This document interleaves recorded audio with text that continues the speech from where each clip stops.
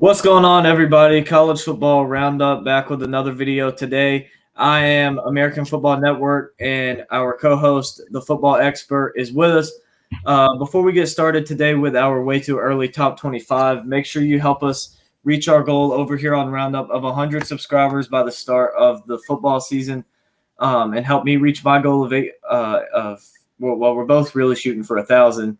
I know you're at 960 right now when we're recording this. I'm at 830. So I'm trying to hit 850 by the end of May. He's trying to hit 1,000 pretty soon. So let's get us to those goals. Any opening words from you?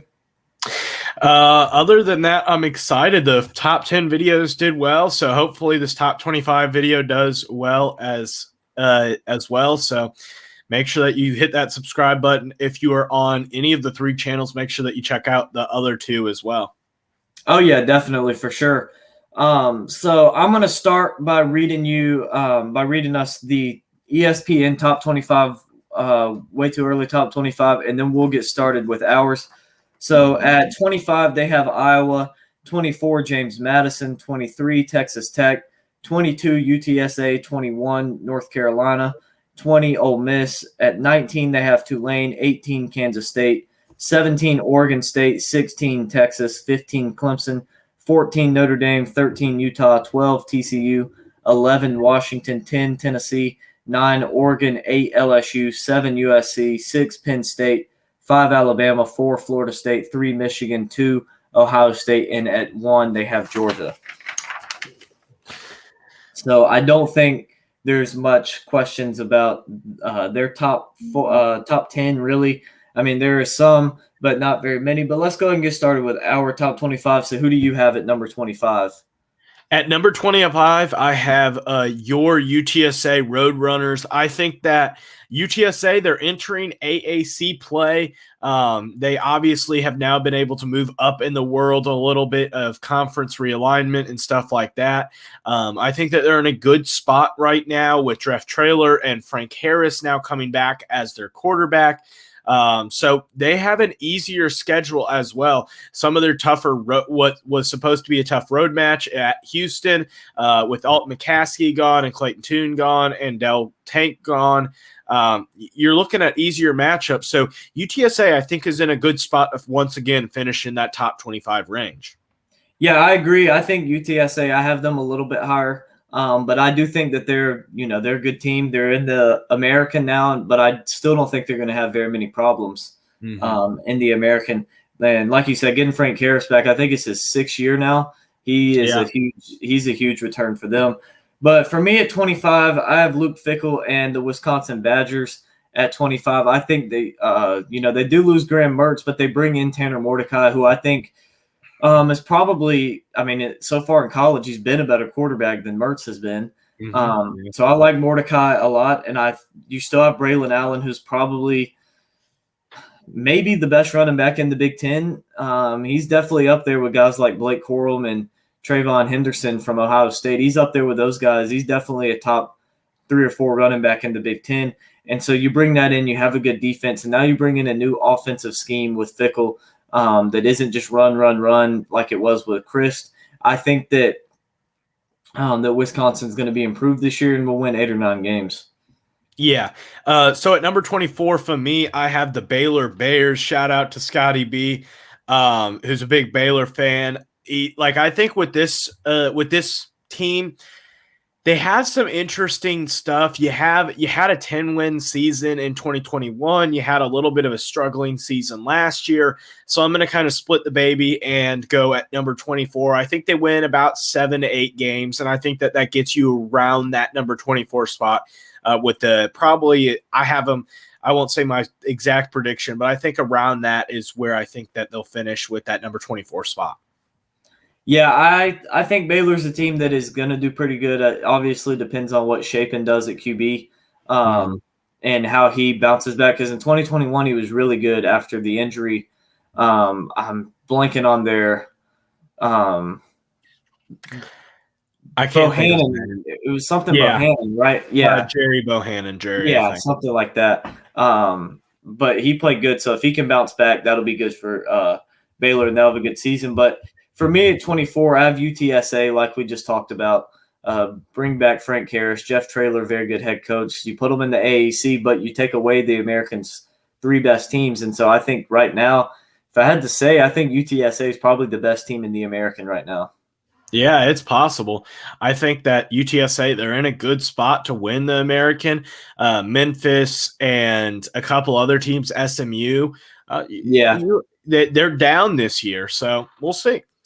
At number 23, I have the Wisconsin Badgers. I think that Wisconsin finishes like in that same range as Baylor, that 7-8 win mark, probably maybe even up to 9 wins.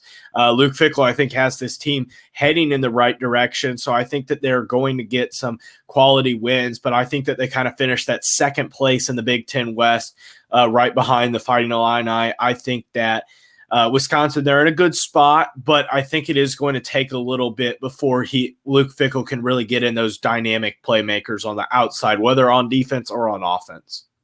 Yeah, I agree. I think it'll be a little bit for Fickell before he can get those guys in, and he's just going to have to make do with what he has for a little while. But at 23 for me, I have South Carolina. I think they're in that kind of situation where they're going to be a better team, but the record may not improve just because of the tough schedule that they have in front of them. Obviously, they're going to need to be more consistent than they were last year, especially at the quarterback position. Rattler, he had a good season. He was very accurate with the football, but he had 18 touchdowns and 12 interceptions. So he needs to be more in the first, 6-game first half of the season. The whole team as a whole was highly inconsistent. Yeah, they have some new pieces, so they're going to have to shape those up. But Carolina's seems to be headed in the right direction, and we will see where they go from here. But for now, I have them ranked at number 23. Yeah. At number 22, I have the Maryland Terrapins. They bring back Tua's brother, Tulia Tagovailoa, at quarterback. I think that he's in a good spot to be able to help lead Maryland. I think that this could be an up to 9, maybe even 10-win season, depending on how good. You have Ohio State coming to town. You have Penn State coming to town. You do have to go on the road to play Michigan, so that is a little bit of a difficult matchup. But you have the other 2 games at home, so maybe you could steal a game there and get in that competitive spot for that second place in the division. I think that Maryland, they have some good pieces, and a lot of the pieces that Mike Locksley has been bringing in lately is they're going to be juniors or seniors. So I think that they're in a good spot right now. So I have them at number 22. Yeah, I'm not as high on Maryland as you are, although they do have some good pieces, and I could see them sneaking into the top 25. But at 22 for me, I have North Carolina. They're one of these teams, again, they show up they have big years whenever nobody expects them to have a big year. Mm-hmm. And then whenever they're expected to have a big year, they don't show up. So I think, there's not really any talk about North Carolina right now. And I think that they'll finish ranked, but I don't think they're going to win. I don't think they'll be in the ACC championship or anything like that. They have, you could argue, the best quarterback in the country, although I think the majority would say Caleb Williams. But Drake May, a good quarterback, definitely the best in the ACC. The problem for North Carolina and the problem all along is the defense. And until the defense improves, the record's not going to improve much either. Yeah, definitely. And talking about a defensive team that definitely needs some defensive help. Number 21, Oklahoma. I have the Sooners here at 21. I think that they make some pretty drastic improvements to that team. And I think that in year number 2 under Brett Venables, they improve, but I don't think that they get near that conference championship game. I think they finish like 3rd or 4th. In the Big 12, but with 14 teams in the Big 12 this year, it's going to be a struggle to get high up there because it is going to be a competitive conference between them and the Pac-12 and the SEC. They're going to be all really competitive this year, and even the Big 12. So it's going to be an interesting type of environment for Oklahoma, but I think that they can get more that 8, maybe 9 win mark. I think that they're probably more towards 8 wins though. Yeah, Oklahoma's a team I had just outside the top 25. I'd probably put them at, 26, 27, somewhere right around in there. But for me at 21, I have Arkansas. They bring back KJ Jefferson, who may be the best quarterback in the SEC. They're going to have one of the better offenses in the SEC this year. We know they're going to be good in the trenches, as they always are with Sam Pittman. And I think Arkansas is going to have a big year. I think they'll win 8 or 9 games, and I think that they'll finish ranked in the top 25. Yeah, definitely. At number 20, I have the UCLA Bruins. The reason why I don't really have them higher is because they have a new quarterback coming in. You lost DTR, you lost Jake Bobo, you lost Zach Charbonnet. You have a lot of pieces to replace, but I do also kind of believe in Chip Kelly and his ability to replace that. I think Dante Moore, that could be a little bit of a struggle with a new quarterback and stuff like that. But I also think that UCLA is on a good track, and I do trust Chip Kelly as a head coach. So I think that that's why I have them at 20 and not outside of the top 25. Yeah, I don't have UCLA in there because I think the Pac-12, like you mentioned earlier, is going to be very competitive in both divisions. And bringing in the new quarterback and Dante Moore obviously was a high recruit, but I just don't know what they're going to look like. But for me at 20, I have Oregon State. I think Oregon State bring back a lot. They're a talented team. The question for them is the quarterback position. And you see my hoodie right now. You see what I'm wearing. And we obviously know that they may not be in the best quarterback situation as of right now. But depending on how DJ can play, Oregon State has a chance to be a top 20 team. And I think he'll play good there, but I don't think it's going to be like he did in 2020 for Clemson. I think he'll play somewhere kind of in between what he was at Clemson.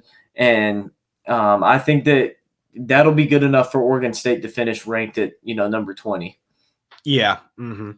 At number 19, I had the Penn State Nifty Lions. I know this is a team that a lot of people have in the top 10 or right outside in the top 11, 12 spots. But I'm just not as high on Penn State as other people are. I think a possible loss to Maryland is available. I think a loss to Illinois is possible. And then you obviously still have the big dogs in Ohio State and Michigan you have to beat. So you have a lot of competition there if you're Penn State. And those 4 games automatically, I think, give you 2 to 3 losses. So I think that this Penn State team is going to finish more towards that number 20 spot, inside the top 20 rather than inside that top 10. So I like Penn State. I think Drew Allard's the best quarterback that James Franklin has had at Penn State, better than Sean Clifford, better than who was the other guy that they had? I can't think of his name. Trace McSorley. Trace McSorley, yeah. Talent-wise, we'll see whether he actually ends up being that, but right now I have Penn State at number 19. So at 19 for me, I have Ole Miss. I think Ole Miss probably has one of the best quarterback situations in the SEC because they get to pick between Spencer Sanders and Jackson Dart, and I think both of those guys are going to be good quarterbacks for them. And Ole Miss is a team that has finished top 10 in total offense in the country the last 3 years. They were number 8 last year, and I think they'll keep that up. But once again, they're a team they're basically just a copy and paste of North Carolina. Yeah. High-powered offense, no defense whatsoever. And so the Ole Miss defense has been coming around a little bit more than the North Carolina defense has and improving a little bit better. So I think that'll be enough for Ole Miss to finish at 19 and probably win 9 games. But I'm still not – I don't think that they're going to be a team that goes any higher until they fix the defensive problem. Yeah, definitely. At number 18, as you talked about earlier, you had Arkansas at that spot. I have Arkansas at number 18. I'm a little bit higher on Arkansas. I think that KJ Jefferson, one of the most talented and veteran returning quarterbacks in the SEC, I think he's the second best quarterback in the SEC behind Jaden Daniels. At least coming into the season, we'll see how like a Carson Beck plays or Joe Milton or stuff like that. I think you have a lot of work on or stuff like in that, but I think with Arkansas's running attack, that should get them 8 to 9 wins, and that's kind of why I have them at that number 18 spot. Yeah, so number 18 for me, I have Kansas State. They lose a good bit of production, but I still think that they're talented enough. They're well coached, and in that Big 12, I think they have a lot of potential wins, but also a lot of potential losses. Kansas State is a team that I could see going either way, but I do think that Kansas State is gonna finish somewhere around in here with 9 wins or so. So I like Kansas State, and that's who I have at 18. So who do you have at number 17? Number 17 for me is Oregon State. I'm a little bit higher on the Beavers. I think that they have a good season here for them. I think that DJ in a better and in a newer environment, I shouldn't say better, but a newer environment, I think that he does a little bit better. I think that he's in just an overall better mental place and stuff like that. I think that Oregon State defensively, they're not going to face as tough of defenses as some of those defenses in the ACC. Some of the defense will be just as bad, but really the ACC does have a couple of defenses that are good. The Pac-12 just really doesn't anywhere. Yeah. Other than Utah, you're really not going to face a defense all year. So at number 17, I have Oregon State. For me, at number 17, I have Tulane. They were the kind of like the Cinderella story last year. As far as it goes for the group of five, they beat USC in the Cotton Bowl. Great season, but they do lose a lot of production, particularly their best player in Tyjae Spears off to the NFL. And so I think Tulane is going to have another good season, but I think they're going to drop off slightly compared to what they did last year. I just don't think that they returned the same amount of talent that they had last year. And I think they will drop, but they're still well coached, and they're still, the American isn't very tough, considerably tough. I think it's going to be between Tulane and UTSA for the American, and I think Tulane probably wins it.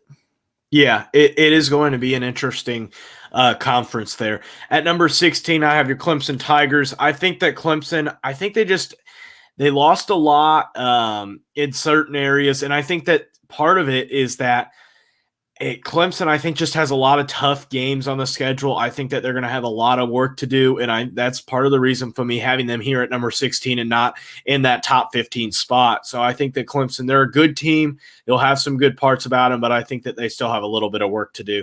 So that's why I have them at number 16. Yeah, I'll get to Clemson whenever I get up to them. For me at number 16, I have a team that was really the Cinderella story of last year for overall in college football, and that is TCU with their run all the way to the national championship, but they lose a ton. They lose offensive coordinator in Garrett Riley. They lose the quarterback in Max Duggan. They lose their best defensive player in Travius Hodges Tomlinson, and they lose their best receiver and best offensive player in Quentin Johnson.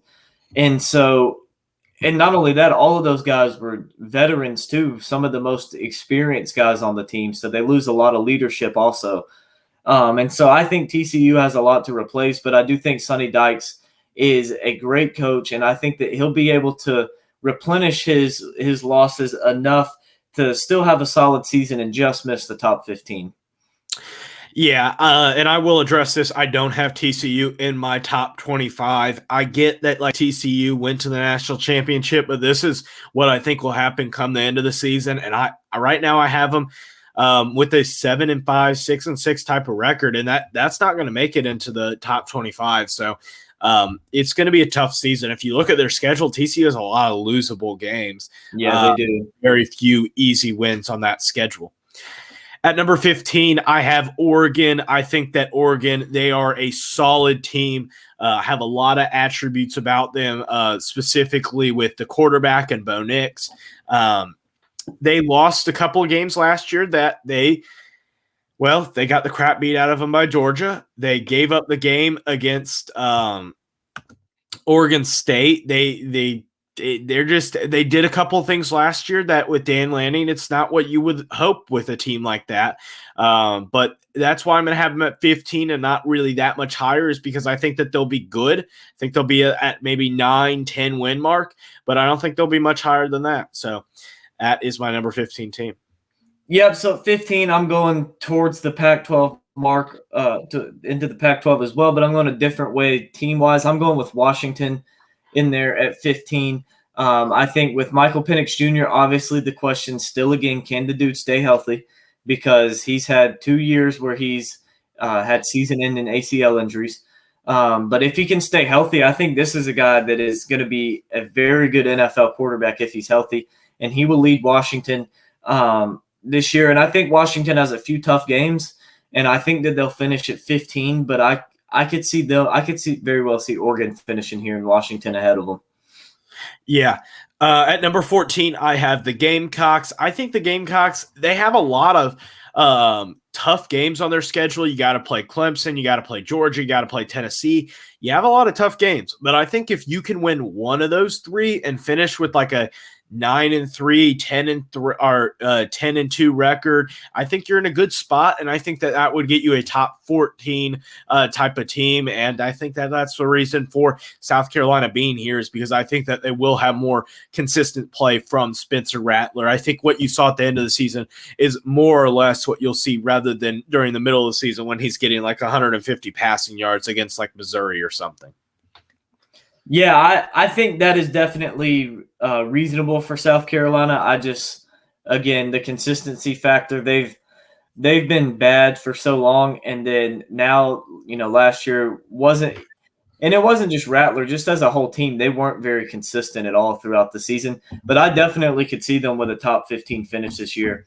But at 14 for me, I have Notre Dame, your Fighting Irish. They bring in Sam Hartman, who may be probably a top 5, top 7 quarterback in the country coming into this season. I still don't like Notre Dame's outside weapons. They lose, obviously, their best pass rusher in Isaiah Foskey this year. But they still have a good run game with Diggs, and I know Diggs left, but Estime. Yeah, Estime. I couldn't think of his name. And Tyree transfers to receiver, but I'm sure he'll be involved at some point in the run game, jet sweeps, stuff like that. He's not just going to be a receiver. So I'm still a little concerned about the receiving part of it. But, the offensive line, the quarterback, and the running game set. But the defensive side of the ball, too, the D-line, like I mentioned, you lose your best pass rusher. The secondary has some question marks. And so I think 14 for Notre Dame is reasonable. They have a couple tough games on the schedule that I could see them losing. And so I think that's where they'll end up. Yeah. So at number 13, I have Washington just a couple of spots ahead of Oregon. I think that Washington's just a little bit better than Oregon. And also Oregon comes to Washington this year. So if the game was switched, I may have Oregon ahead of Washington, but because Oregon travels to Washington, I think that Washington's going to get just a little bit of an edge, so I have Washington at 13. And you obviously already discussed the reasons for Washington being in this top 15 spot. Yep, and at 13, I actually have Oregon there. So we have them switched. I like Bo Nix. I like Dan Lanning. I think Oregon's going to be a little bit better than Washington. Washington may win that game, but I think Oregon will probably have an extra win on the schedule.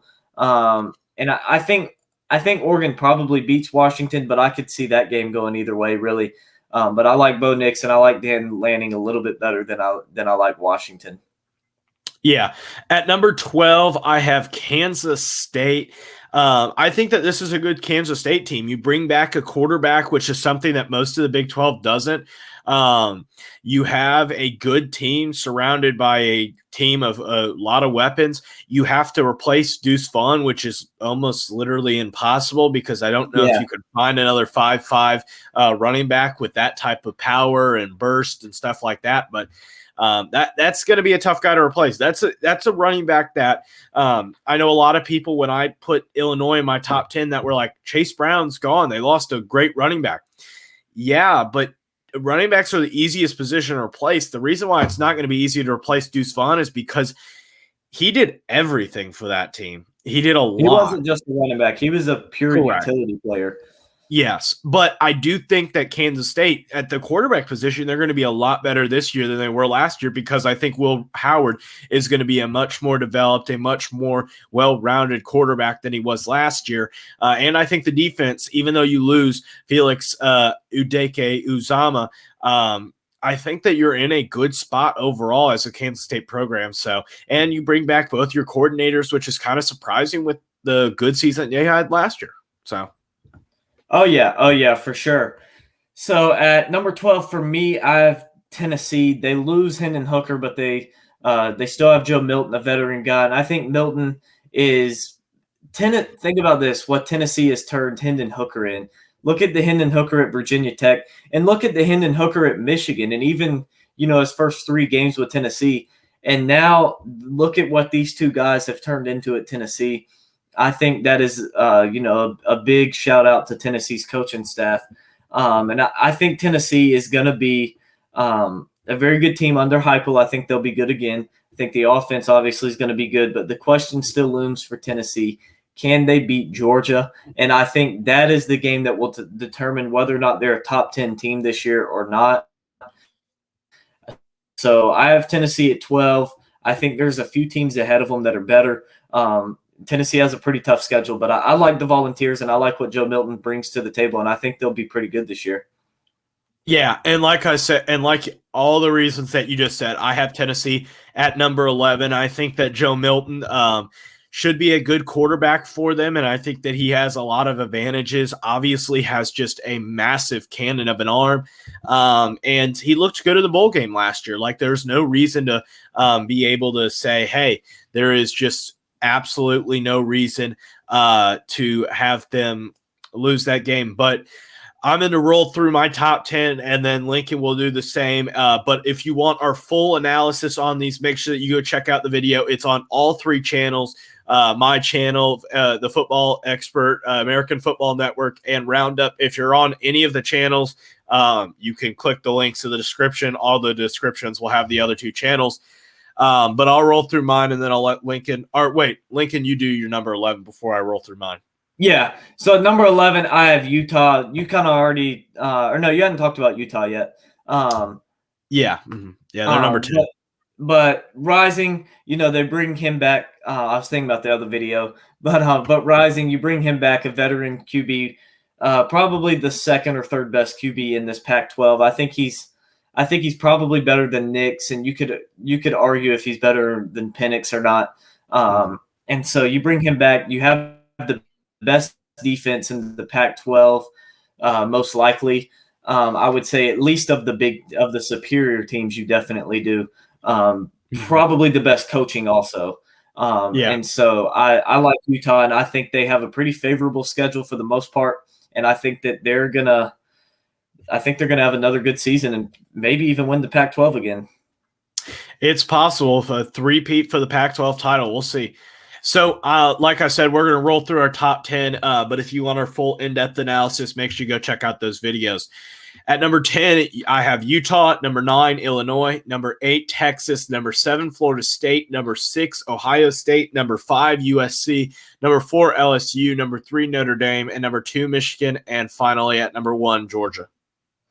So for me, at number 10, I have Alabama. Number 9, Florida State. Number 8, I have Texas. Number 7, I have USC. Number 6, I have Clemson. Number 5, Penn State. Number 4, LSU. Number 3, Michigan. Number 2, Ohio State. And number 1, I have Georgia. So that wraps today's video up. Thank you guys for watching. Make sure you like and subscribe to all 3 channels on Roundup. Help us reach our goal of 100 subs by the start of the season. For the Football Expert, help him reach 1,000 and help me hit my goal of 900. So we appreciate all of you guys watching. We hope you enjoyed today's video, and we hope to see you next time for more college football.